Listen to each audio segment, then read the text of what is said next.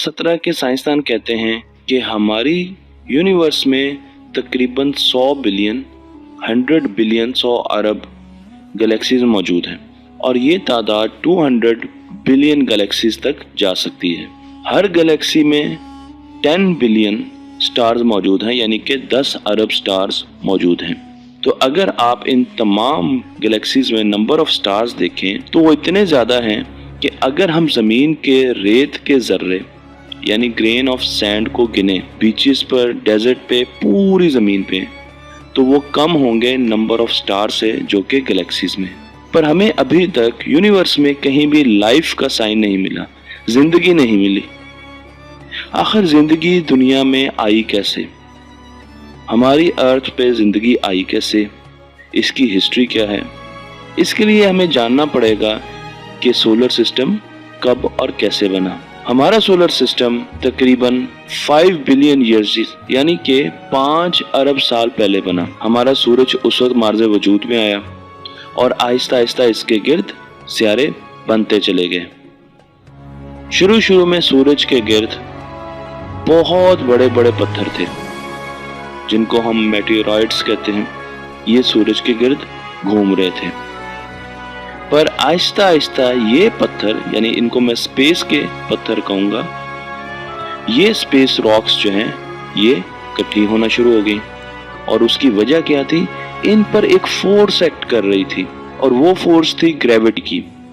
Gravity की force की वजह से ये स्पेस रॉक्स इकट्ठी होना शुरू हो गई, आपस में टकराना शुरू हो गई, जुड़ना शुरू हो गई, एक दूसरे के साथ कनेक्ट होना शुरू हो गई और इन्होंने प्लैनेट्स को बनाना शुरू कर दिया।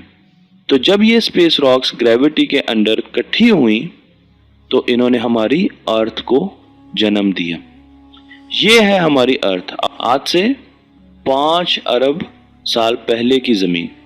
हमें तो ये ऐसे लग रहा है जैसे एक छोटा सा सूरज हो, पर ज़मीन एक्चुअली इतनी ही गर्म थी। ज़मीन का टेम्परेचर बहुत ज़्यादा था और उस वक्त जब ज़मीन नई नई बनी थी, एस्टेरॉइड्स और मेटेओराइट्स यानी स्पेस रॉक्स, छोटी या बड़ी मेटेओराइट छोटी रॉक को कहते हैं और एस्टेरॉइड्स जो है वो बड़ी रॉक्स को कहते हैं। और एक बहुत बड़ी रॉक होती है उसको हम कॉमेट भी कहते हैं। तो ये ज़मीन के साथ टकरा रही थी, इनकी बारिश हो रही थी ज़मीन पर। ज़मीन भी नई नई बनी थी और स्पेस रॉक्स जो है वो मुसलसल ज़मीन पर गिर रही थी। साइंसदान ये सोचते हैं कि उस वक्त जो मेटेओराइट ज़मीन पर गिरते थे, ये अगर आप तस्वीर में देखें तो आपको नज़र आएगा कि एक मेटेओराइट जो है वो ज़मीन पर गिर रहा है और जब ये ज़मीन की स्पेस में दाखिल होता है तो इसको आग लग जाती है।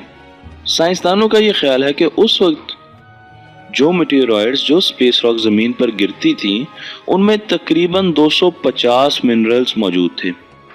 हमें ये पता है कि रॉक के अंदर मिनरल्स होते हैं, क्रिस्टल्स होते हैं और इन मिनरल्स को हम निकाल के बहुत से काम करते हैं।